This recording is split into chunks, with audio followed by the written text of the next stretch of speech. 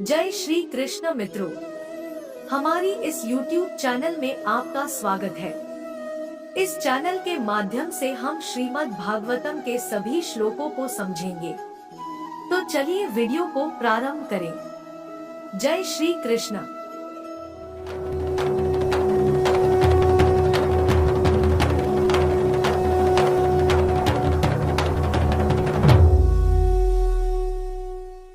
आज हम प्रथम स्कंद का दूसरा पाठ प्रारंभ कर रहे हैं, जिसका शीर्षक है दिव्यता तथा दिव्य सेवा। इस पाठ का प्रथम श्लोक इस प्रकार है। व्यास उवाच इति संप्रश्न संहृष्टो विप्राणा रोमहर्षणीय प्रतिपूज्य वचस्तेषा प्रवक्तुमुपचक्रमे। इस श्लोक का अनुवाद है कि सूत गोस्वामी ने ब्राह्मणों के सम्यक प्रश्नों से पूर्णतः प्रसन्न होकर उन्हें धन्यवाद दिया और वे उत्तर देने का प्रयास करने लगे। इस अनुवाद का अर्थ है कि नैमिषारण्य के मुनियों ने सूत गोस्वामी से 6 प्रश्न पूछे और अब वे एक एक करके उनका उत्तर दे रहे हैं। इस श्लोक का वर्णन संपन्न हुआ। अब हम दूसरे नंबर का श्लोक समझेंगे, जो है सूत उवाच यम प्रव्रजन्तमनुपेत करित्य द्वैपायनो विरह कातर आजुहाव पुत्रेति तन्मयतया तर्वोभिनेदु स्तम सर्वभूत हृदय मुनिमान्तोस्मि। इस श्लोक का अनुवाद ये होता है कि श्री सूत गोस्वामी ने कहा, मैं उन महामुनि शुकदेव गोस्वामी को सादर नमस्कार करता हूँ जो सबों के हृदय में प्रवेश करने में समर्थ है।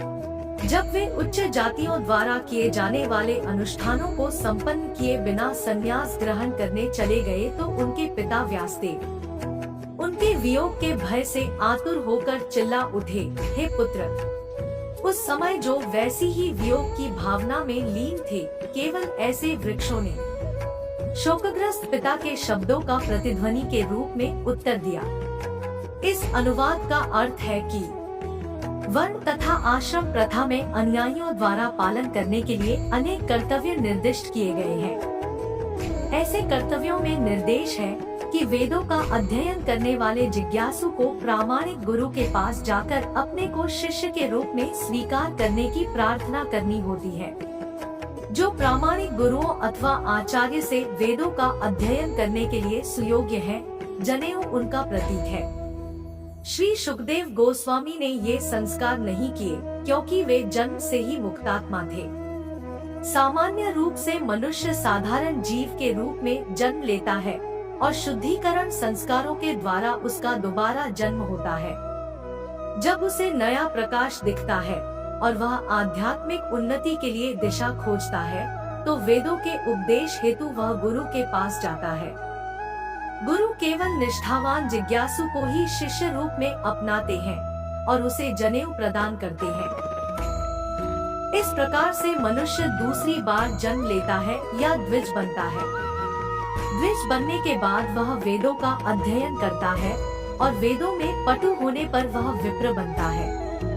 विप्र या योग्य ब्राह्मण परम ब्रह्मा का साक्षात्कार करता है और तब तक आध्यात्मिक जीवन में उन्नति करता रहता है जब तक वह वैष्णव अवस्था तक नहीं पहुंच जाता।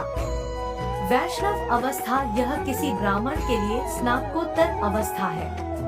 प्रगतिशील ब्राह्मण को निश्चित रूप से वैष्णव बनना चाहिए, क्योंकि वैष्णव ही स्वरूप सिद्ध विद्वान ब्राह्मण होता है।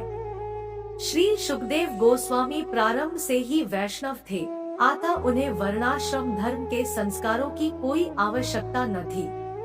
वर्णाश्रम धर्म का चरम लक्ष्य अपरिष्कृत मनुष्य को भगवान के शुद्ध भक्त या वैष्णव में बदलना है। अतः जो व्यक्ति उत्तम अधिकारी वैष्णव द्वारा स्वीकृत किए जाने पर वैष्णव बन जाता है, चाहे उसका जन्म या पूर्व कर्म कैसे भी रहे हो, उसे ब्राह्मण माना जाता है। श्री चैतन्य महाप्रभु ने इस सिद्धांत को स्वीकार किया था और श्री हरिदास ठाकुर को नामाचार्य बनाया था।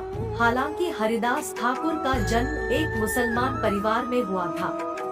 निष्कर्ष यह है कि श्री शुकदेव गोस्वामी जन्म से ही वैष्णव थे, अतः वे ब्राह्मणत्व से समन्वित थे। उन्हें किसी प्रकार के संस्कार करने की आवश्यकता न थी। कोई भी निम्न कुल में उत्पन्न व्यक्ति, चाहे वह किरात हो या हूण, आंध्र, पुलिंद, पुलकश, आभीर, शुंग, यवन, खस या इनसे भी निम्न हो, वैष्णवों की कृपा से उसका उद्धार हो जाता है और वह सर्वोच्च दिव्य पद को प्राप्त करता है। श्री सुखदेव गोस्वामी श्री सूत गोस्वामी के गुरु थे। अतः वे नैमिषारण्य के मुनियों के प्रश्नों के उत्तर देने के पूर्व अपने गुरु को नमस्कार करते हैं। यहाँ पर दूसरे श्लोक का वर्णन भी संपन्न हुआ। आज का ये हमारा वीडियो संपन्न हुआ। अगर आपको हमारा ये वीडियो पसंद आया हो तो वीडियो को लाइक और चैनल को सब्सक्राइब करना बिल्कुल भी ना भूलें और इस वीडियो को ज्यादा से ज्यादा शेयर करके इस दिव्य ज्ञान को सभी लोगों तक पहुंचाने में हमारी सहायता करें। अब हम अगले वीडियो में बाकी के श्लोकों को समझेंगे। जय श्री कृष्ण मित्रों।